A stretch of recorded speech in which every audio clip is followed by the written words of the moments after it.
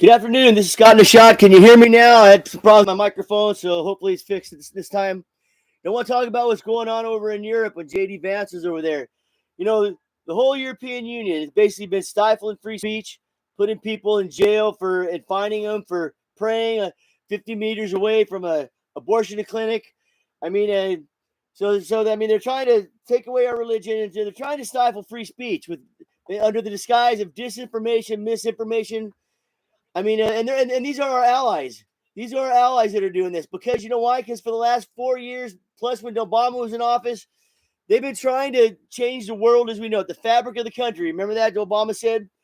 And the main way they start doing that is by stifling free speech.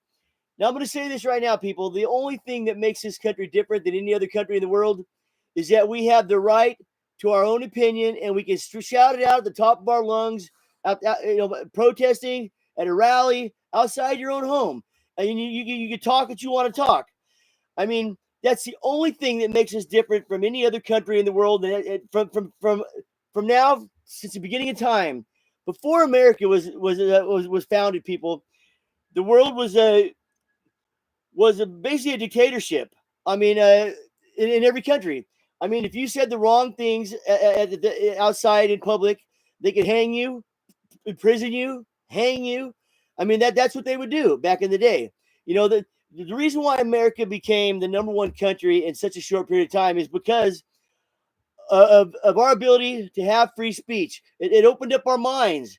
It made people be able to hear opposing opinions and you know all the above. But that's the only difference. That's the only thing that made this country as great as it is. As great as it is because we have the right to speak our mind without being imprisoned, tortured, or murdered.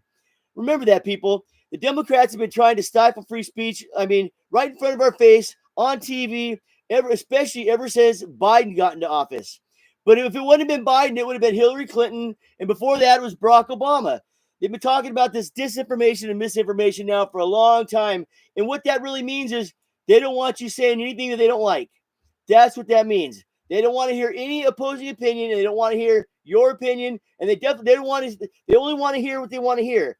Now that takes us back hundreds of years, all the way back to the beginning of man, when you can't speak your own mind without being in jeopardy of being thrown in jail, tortured, or murdered, or you just get, or you know, hey, where'd my husband go? You're gone. You just disappear. So remember that, people.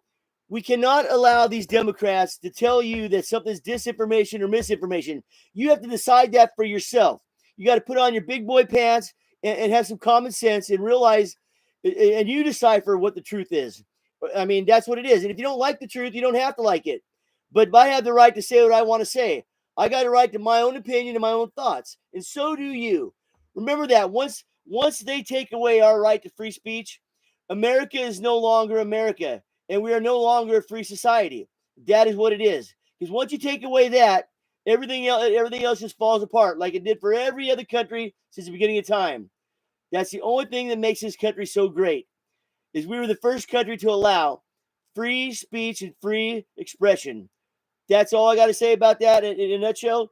This is Scott in the Shot, Scott the Great, and that's my beautiful wife, Darla. I love you. I love you too, babe. And I will talk to you guys later. Have a great day. Hey, God live Donald Trump. He's always going to be the man.